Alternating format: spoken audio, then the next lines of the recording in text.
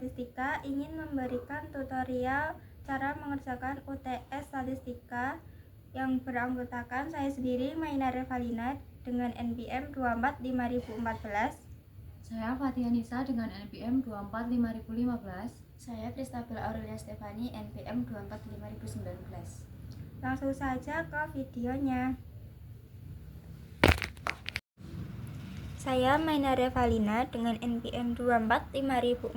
Saya di sini akan menjelaskan tentang cara pengerjaan tabel distribusi frekuensi, diagram batang, diagram garis, dan diagram lingkaran. Langsung saja, di sini ada datanya dan kita akan mencari range. Rumusnya adalah X maksimal dikurangi X minimal. Di data tersebut, nilai terkecil adalah 38 dan nilai terbesar adalah 98. Karena di sini rumusnya X maksimal dikurangi X minimal, jadi 98 dikurangi 38 adalah 60. Selanjutnya saya akan mencari kelas. Rumusnya adalah K sama dengan 1 tambah 3,3 log N sama dengan 1 tambah 3,3 log 60. Karena N-nya 60 jadi tulis 60 sama dengan 1 ditambah 3,3 1,78 karena nilai log 60 adalah 1,78 sama dengan 1 tambah 5,87 karena 3,3 dikali 1,78 adalah 5,87. Jadi 1 ditambah 5,87 sama dengan 6,87 dibulatkan menjadi 7. Selanjutnya saya akan mencari panjang kelas. Rumusnya adalah range per kelas sama dengan range-nya tadi 60 dan kelasnya 7. Jadi 6 per 7 sama dengan 9. Karena kelasnya 7, ini kelasnya langsung dibagi 7. Intervalnya 38.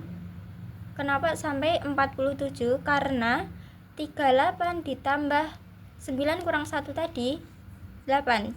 38 tambah 8 sama dengan 46 dan begitu seterusnya. Jadi 38 tambah 8 46. Itu juga seterusnya. Dan di frekuensinya ini nilai dari 38 sampai 46 di data tersebut ada 4 dan seterusnya juga begitu. Cara mencari nilai tengahnya adalah 38 ditambah 46 per 2 sama dengan 42. Dan selanjutnya seperti itu. Selanjutnya saya akan menjelaskan tentang diagram batang. Nah, ini adalah interval 38 sampai 46. Di frekuensinya tadi ada 4. Jadi 38 4 sampai 46 ditulis ke 4. 47 sampai 55 tadi frekuensinya ada 6. 55 sampai 64 frekuensi tadi ada 10. 65 sampai 73 ada 15. 74 sampai 82 ada 11. 83 sampai 91 tadi ada 8. 92 sampai 100 ada 6. Di diagram garis caranya sama seperti diagram batang. 38 sampai 46 tadi frekuensinya 4 dan selanjutnya. Selanjutnya ada diagram lingkaran. Cara mencarinya rumusnya 4 per 60 kali 100 sama dengan 6,7. Yang kedua ada 6 per 60 kali 100 sama dengan 100. Selanjutnya diagram lingkaran caranya adalah 4 per 60 kali 100% sama dengan 6,7% disudutkan menjadi 24 derajat Selanjutnya 6/60 kali 100% sama dengan 10%, disudutkan menjadi 36. Selanjutnya 10/60 dikali 100 sama dengan 16,7%, disudutkan menjadi 60. Selanjutnya 15/60 kali 100 sama dengan 25%, disudutkan menjadi 90%. Nomor 5, 11/60 kali 100% sama dengan 18,3%, disudutkan menjadi 66 derajat. Selanjutnya 8/60 kali 10% sama dengan 13,3%, disudutkan menjadi 48 derajat. Selanjutnya 6/60 kali 10% sama dengan 10%, disudutkan menjadi 36 derajat. Saya Fatia Nisa dengan NPM 245.015. Di sini saya akan mencari tendensi sentral data. Yang pertama, saya mencari mean atau rata-rata. Caranya adalah dengan menjumlahkan seluruh data nilai mahasiswa yang hasilnya 4.253. Kemudian jumlah tersebut dibagi dengan banyaknya data, yaitu 60. Setelah dihitung, diperoleh min sebesar 70,88. Jadi rata-rata nilai mahasiswa adalah 70,88. Selanjutnya adalah median. Median adalah nilai tengah dari data yang sudah diurutkan. Karena jumlah datanya ada 60, yaitu genap, maka median dihitung dengan cara mengambil dua nilai tengah, yaitu data ke-30 dan data ke-31. Dari data yang sudah diurutkan diperoleh nilai ke-30 yaitu 71 dan nilai ke-31 yaitu 72. Kemudian kedua nilai tersebut dijumlahkan dan dibagi 2, yaitu 71 ditambah 72 dibagi 2 memperoleh median sebesar 71,5. Selanjutnya yaitu modus. Modus adalah nilai yang paling sering muncul dalam data. Setelah saya menghitung frekuensi setiap nilai, ternyata ada 3 nilai yang paling sering muncul, yaitu 76, 70, dan 67. Jadi data ini memiliki lebih dari satu modus. Yang selanjutnya adalah kuartil. Kuartil digunakan untuk membagi data menjadi 4 bagian. Cara mencarinya adalah dengan menggunakan rumus posisi, yaitu N ditambah 1, lalu dibagi sesuai bagian kuartil. Dengan jumlah data 60, maka N ditambah 1 menjadi 61. Posisi kuartil pertama atau Q1 adalah 61 dibagi 4, yaitu 15,25. Kuartil 1 berada di data ke-15 dan 16 dibagi 2, yaitu 63 tambah 64 dibagi 2 memperoleh hasil 63,5. Selanjutnya kuartil 2 atau Q2, 122 dibagi 4 sama dengan 30,5. Kuartil 2 berada di antara data ke-30 dan 31 dibagi 2 sama dengan 71 plus 72 dibagi 2, yaitu memperoleh hasil 71,5.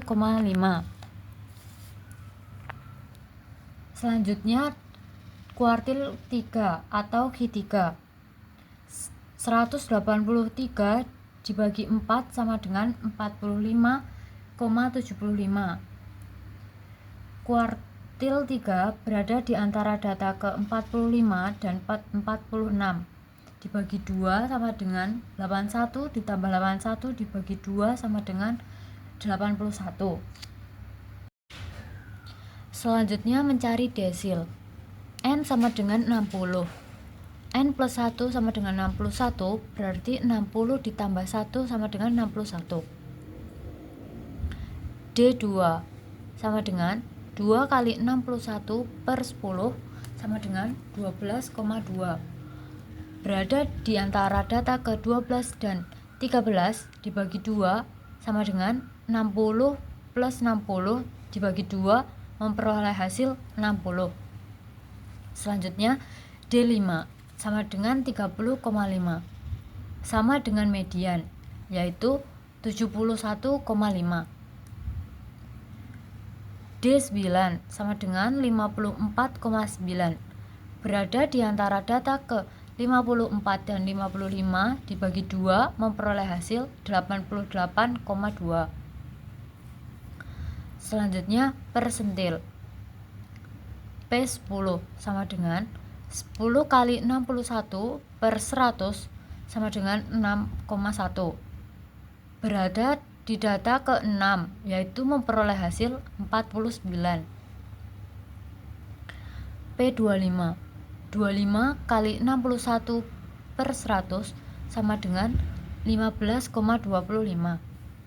Sama dengan Q1, yaitu memperoleh hasil 63,5.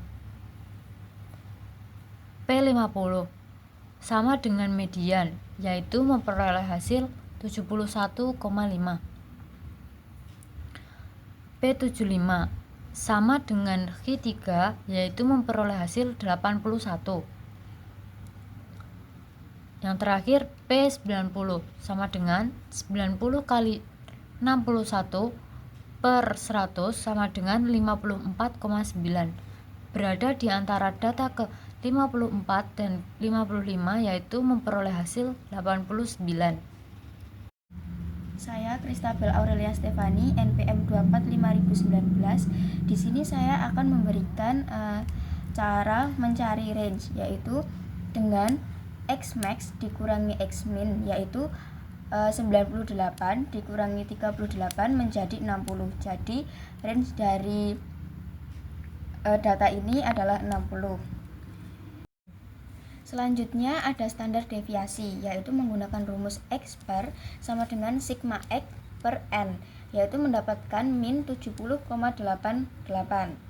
Contohnya seperti data 76 dikurangi min dari 70,88 menghasilkan desimal 5,12. Sedangkan data 63 dikurangi 70,88 menghasilkan 7,88. Sehingga hasil ini dikuadratkan menjadi 5,12 kuadrat sama dengan 26,21. Selanjutnya ada minus 7,88 kuadrat yang menjadi 62,05. Jadi di sini tadi kurang minusnya ya teman-teman, sehingga hal ini menjadi positif. Sigma X plus X bar kuadrat menghasilkan 12.650. Jadi 12.650 per 60 karena hasil semua data adalah 60 yang menghasilkan 210,83.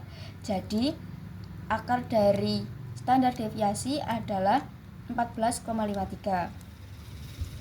Selanjutnya ada S-score, yaitu kita harus mencari positif dan negatifnya. Yang positif itu pasti di atas rata-rata, sedangkan yang negatif di bawah rata-rata. Rumusnya menggunakan X min X per standar deviasi. Contohnya seperti nilai 76, yaitu 76 dikurangi min, yaitu 70,88 per 14,53, karena standar deviasinya yaitu 14,53. Selanjutnya 5,12 per 14,53 yaitu mendapatkan hasil 0,35. Contoh kedua yaitu dinilai 60. Seperti 60 dikurangi 70,88 per 14,53.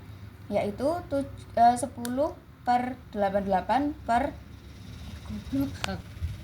Contoh kedua menggunakan data nilai 60, yaitu 60 dikurangi 70,88 per 14,53, yaitu 10,88 per 14,53 menghasilkan angka 0,75, sehingga 0,35 yaitu sedikit di atas rata-rata, sedangkan 0,75 di bawah rata-rata.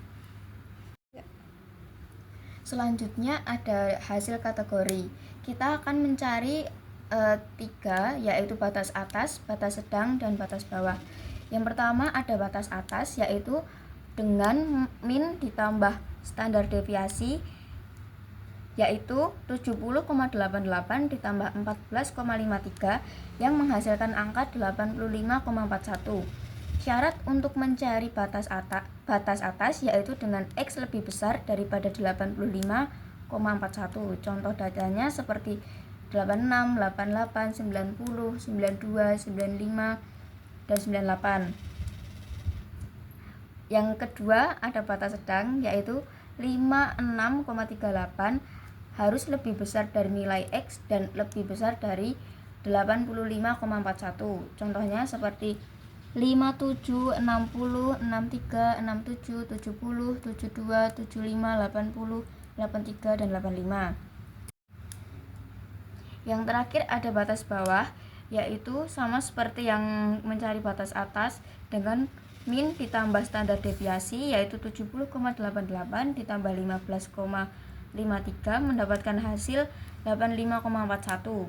Syaratnya X harus lebih besar dari 56,35. Contohnya seperti 38, 43, 48, 49, 50, 51, dan 54.